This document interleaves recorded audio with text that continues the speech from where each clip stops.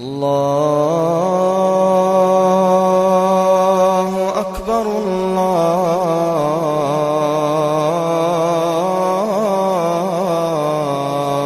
أكبر.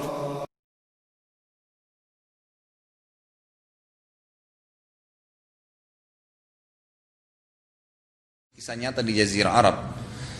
Ada seseorang zalim sekali. Dengan kekayaannya dia sombong. Kemudian ada satu orang ketuk rumahnya dari fakir miskin, minta. Dia lagi duduk mau makan malam sama istrinya, kemudian diketok pintu. Istrinya bilang, saya mau buka dulu. Suaminya bilang, baik buka, tapi jangan lama, temani saya makan. Baik. Keluarlah istrinya, ternyata ada seorang laki-laki yang minta-minta, miskin, minta tolong dikasih makanan. Baliklah istrinya kepada suaminya di meja dan dia bilang, ada orang fakir miskin minta, saya kasih sedikit makanan ini. Suaminya tiba-tiba marah, untuk apa dikasih makanan ini, kan makanan mahal, ini makanan susah, saya banting keringat untuk cari modal, ada apa kok dikasih orang miskin? Udah nggak usah, suruh aja bilang tidak ada makanan di sini. Ini kisah nyata, laki-laki itu berkata begitu. Jadi dia lupa nikmat yang sedang dia makan ini Allah yang datangkan sebenarnya, dia sendiri Allah yang ciptakan gitu kan. Kenapa harus ada kesombongan? Istrinya sampai nangis-nangis minta tolong kasih makanan, tidak mau. Baik, pergilah. Terpaksa istrinya sambil nangis mengatakan, dan ini istrinya tuh dimarahin, si fakir miskin depan pintu ini dengar, dimarahin dan dia sampai nangis, tolong dikasih sedikit fakir miskin, nggak boleh, agama perintahkan, tidak mau tahu, muslim. Istrinya terpaksa keluar depan pintu, maka maaf Pak ya, saya tidak bisa buat apa-apa, suami saya tidak mengizinkan. Baik, nggak apa-apa Bu, pergilah laki-laki itu. Subhanallah, dengan kasus ini terjadi 6 bulan kemudian. Tiba-tiba si laki-laki tadi yang kaya raya ini bangkrut, punya utang banyak, habis semua hartanya, diambil oleh orang-orang yang punya utang-utang dengan dia, gitu kan. Habis semuanya, selesai jadi miskin. Kemudian pada saat dia miskin, gitu kan, tidak bisa lagi buat apa-apa, akhirnya dia ceraikan istrinya. Saya nggak punya apa-apa lagi, nggak usah kau hidup sama saya, cerai.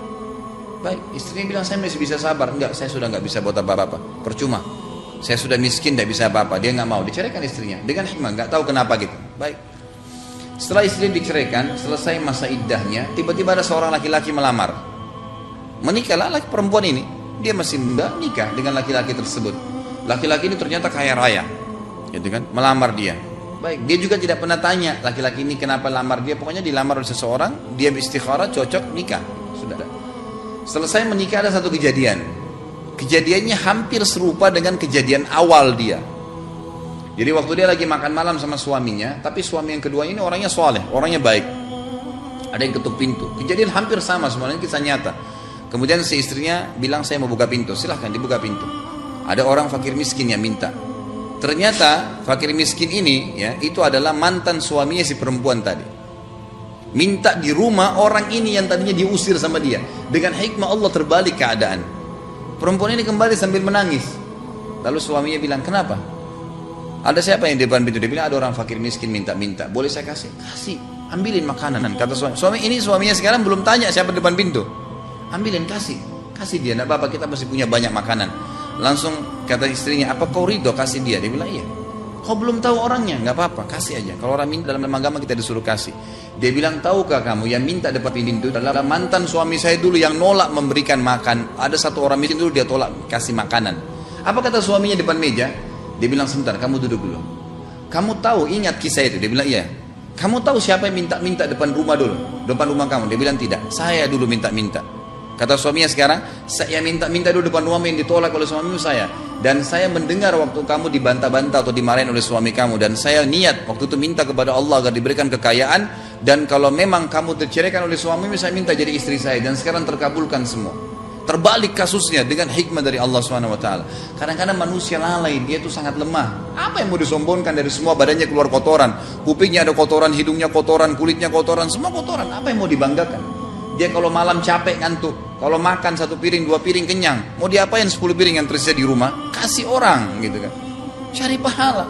Berapa banyak kapasitas perut Anda sih? Berapa banyak kapasitas ya tubuh kita ini? Ada batasnya. Bahkan kalau tidak dibutuhkan oleh tubuh, makan 1 piring saja masih dikeluarkan dalam bentuk kotoran. Allah SWT menciptakan semua sistem itu. Maka hati-hati, ya, hati-hati dalam masalah-masalah seperti ini.